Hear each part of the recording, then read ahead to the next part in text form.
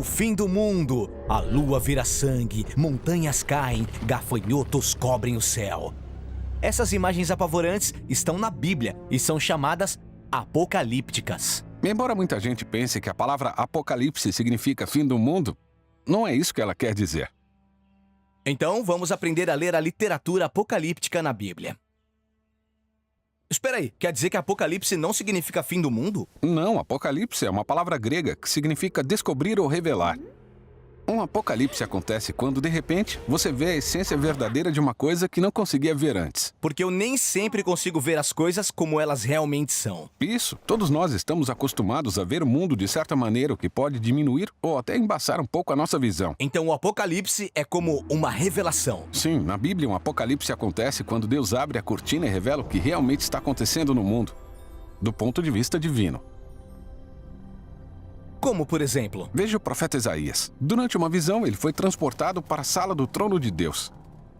Ah, é mesmo. Ele está no templo de Deus, descrito como uma ponte entre o céu e a terra. E lá, Deus mostra a ele a perspectiva divina sobre o passado, o presente e o futuro de Israel.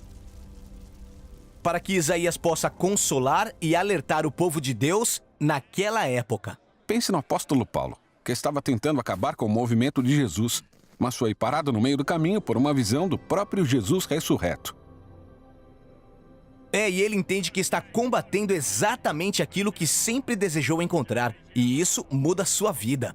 Então, esses apocalipses revelam a perspectiva celestial da vida aqui na Terra. Eles podem nos dar esperança ou nos desafiar. Ou mudar nossa vida completamente. Bem, essas são histórias sobre pessoas que têm um apocalipse. Existem também partes inteiras dos livros da Bíblia onde profetas descrevem longos sonhos e visões de natureza apocalíptica. As pessoas chamam isso de literatura apocalíptica. Ler esses sonhos e visões é um pouco difícil. Quer dizer, eles estão cheios de imagens estranhas, como Daniel, por exemplo. Ele vê monstros ferozes saindo de um mar escuro, atropelando as pessoas na terra. Então um personagem chamado Filho do Homem é exaltado para governar o mundo. O que isso quer dizer? Você tem razão. A literatura apocalíptica é escrita no estilo poético, imaginativo, cheio de simbolismo. Como posso saber o que esses símbolos significam? Bem, em primeiro lugar, você pode estudar o resto da Bíblia. As imagens apocalípticas se baseiam em padrões de enredo bíblicos que começam no livro de Gênesis e se desenvolvem por toda a Bíblia. Como o mar caótico no início da Bíblia que Deus acalma, mas não elimina, quando põe ordem na criação. Assim, o mar se torna uma imagem de perigo, morte e desordem cósmica. A terra seca, que sai do mar, é o lugar seguro onde os seres humanos devem governar, refletindo a imagem de Deus. Isso, e na Terra também estão os animais, que devem ser dominados pelos seres humanos. Mas se continuar lendo, vai ver que os humanos são enganados por um animal. E começam a agir como animais violentos, como feras. Exatamente. Mas algumas vezes o profeta vai dizer qual o significado do símbolo. Como em Daniel, quando ele diz que as feras simbolizam reinos humanos violentos. Mas na maioria das vezes, os autores entendem que nós sabemos onde procurar a origem de uma imagem na história bíblica. Agora vamos dar uma olhada no último livro da Bíblia, o Apocalipse, porque é uma visão realmente longa. O livro inteiro é um apocalipse. Sim, funciona da mesma forma. Ele começa quando João, o visionário, é transportado para a sala do trono de Deus, onde vê Jesus ressurreto como o Rei glorificado do mundo.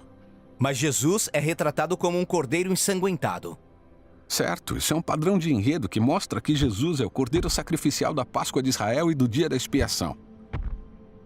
Ele deu a vida pelos pecados do mundo. E depois João vê a maior de todas as feras, o dragão, mostrando o poder espiritual que energiza impérios terrenos violentos. Ele é expulso por Jesus, o verdadeiro rei do mundo.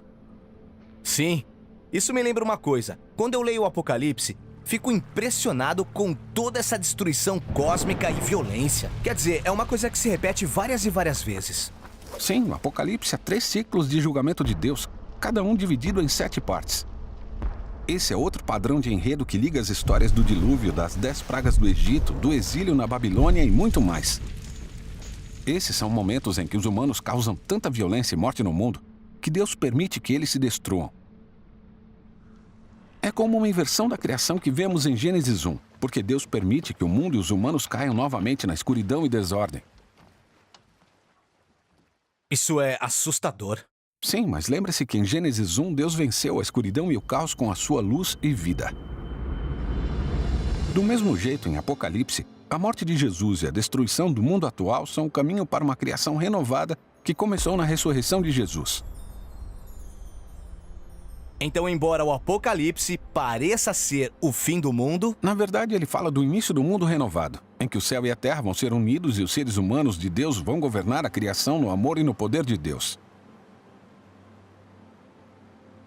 certo? É muita coisa para se entender. É verdade. E tem muita coisa nesses livros que fica difícil entender. Mas o propósito da literatura apocalíptica é claro: dar uma perspectiva celestial da vida terrena para que cada geração do povo de Deus possa ser desafiada e consolada com uma mensagem de esperança para o futuro.